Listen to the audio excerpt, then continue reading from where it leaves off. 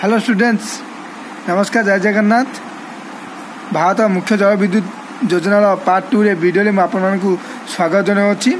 तो fast part में मुझे पढ़े देती ट्राम्बे थर्माल पावर स्टेशन, यह महाराष्ट्र अच्छी बोली।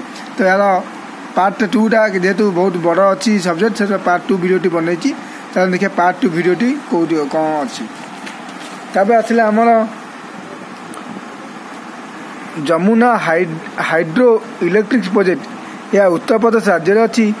हाड़ुआगंज thermal station, Obra thermal power station, Rihand hydroelectric power project एवं Maneri valley hydroelectric project, यह उत्तर प्रदेश राज्य में अवस्थित।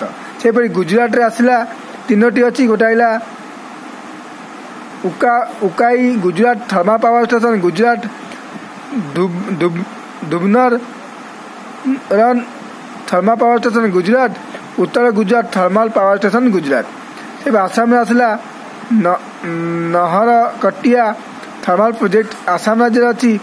सेपरी मणिपुर राज्य रहा लेहकट हाइड्रो इलेक्ट्रिक प्रोजेक्ट मणिपुर राज्य अच्छी। एपरी इजिकी हाइड्रो इलेक्ट्रिक प्रोजेक्ट केरल अच्छी। साबरगिरी हाइड्रो इलेक्ट्रिक प्रोजेक्ट केरल राज्य अच्छी। शारावती हाइड्रो इलेक्ट्रिक प्रोजेक्ट, यह केरल राज्य में प्रमुख जल विद्युत केन्द्र अटे। सेपरी कोबरा थर्माल प्रोजेक्ट छत्तीसगढ़ राज्य में अच्छी। सातपुड़ा थर्माल प्रोजेक्ट मध्य प्रदेश राजस्थान में अच्छी। सेपरी Wazirpur thermal power station Delhi में अच्छी। Guru Nanak thermal power station Punjab में अच्छी। Barauni thermal power station Bihar में अच्छी। Patratu thermal power station Bihar में अच्छी। काउंडी हाइड्रो इलेक्ट्रिक प्रोजेक्ट कर्नाटक में अच्छी।